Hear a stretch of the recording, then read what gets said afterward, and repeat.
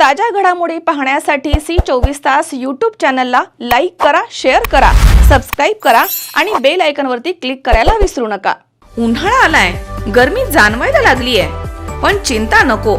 Electronic वस्तूंच्या खरेदीसाठी एकच विश्वसनीय नाव, साईराम इलेक्ट्रॉनिक्स अँड बॅटरीज।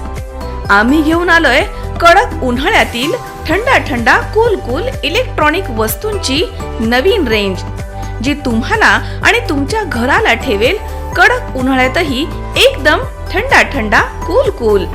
नामांकित कंपन्यांचे डीप फ्रीज, तसेच फ्रीज, एसी, कूलर, फॅन्स सोबतच नवनवीन इलेक्ट्रॉनिक वस्तूंची अनोखी रेंज आणि नामांकित कंपन्यांचे इन्व्हर्टर आणि बॅटरीज।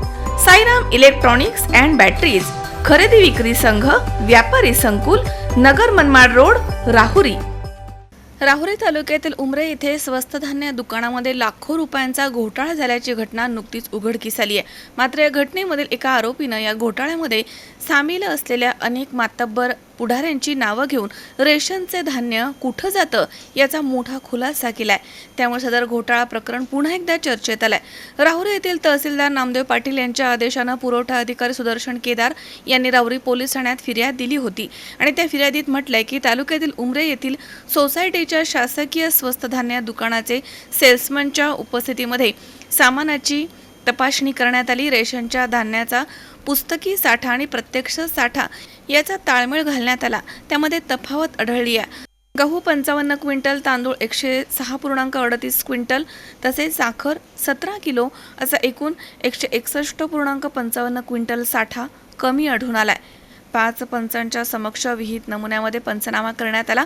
स्वस्त धान्य दुकानदार उमरे यांनी जीवनावश्यक वस्तू कायद्यामधील नियम आणि अटींचा भंग केला, त्यामुळे प्राधिकार पत्राशी निगडित सर्व आरोपींच्या विरोधात फिर्याद आहे असं फिर्यादीमध्ये म्हटलंय। त्यानुसार सोसायटीचे chairman Rajendra Vishwanath Dushing, vice chairman Mirabai Kale, सचिव राजेंद्र रंगनाथ दुशिंग, तसेच संचालक दत्तू ढोकणे, शहाराम आलवणे, चांगदेव ढोकणे, दत्तात्रय ढोकणे, सुरेश ढोकणे, सोपान दुशिंग, अशोक पंडित, मच्छिंद्र ढोकणे, गयाबाई दुशिंग, संदीप ढोकणे, भाऊसाहेब वाचकर आणि वितरक सचिन वैरागर अशा 15 जणांवरती गुन्हा दाखल करण्यात आला।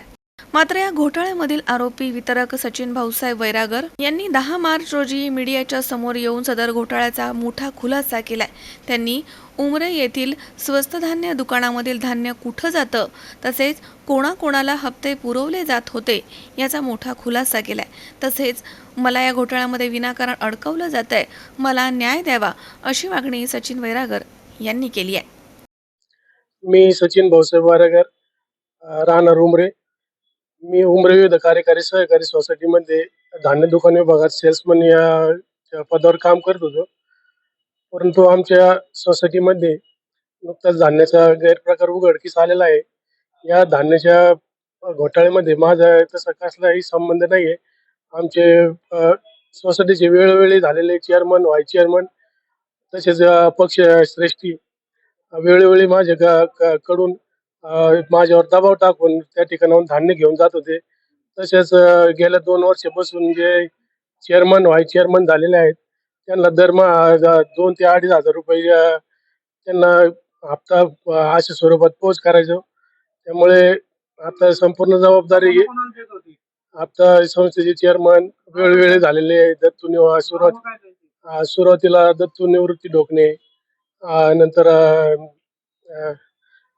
मीराबाई लक्ष्मण काळे यांचे पती दादाबा काळे इत्यादी म्हणजे आतापर्यंत झालेले चेअरमन शहाराम आलवणे असतील, यांना वेळोवेळी 2.5 ते 3 हजार रुपये हप्ता देत होतो। तर परंतु आता हे सर्व प्रकार माझ्या माथी मारून माझ्यावर अन्याय करण्याचा प्रयत्न होत आहे। तर तरी ते वेळोवेळी संचालक मंडळाचे सर्व सदस्य घेऊन जात होते। दर महिन्याला 2-3 सर्व संचालक मंडळातले होते, आता जे चालू संचालक मंडळ।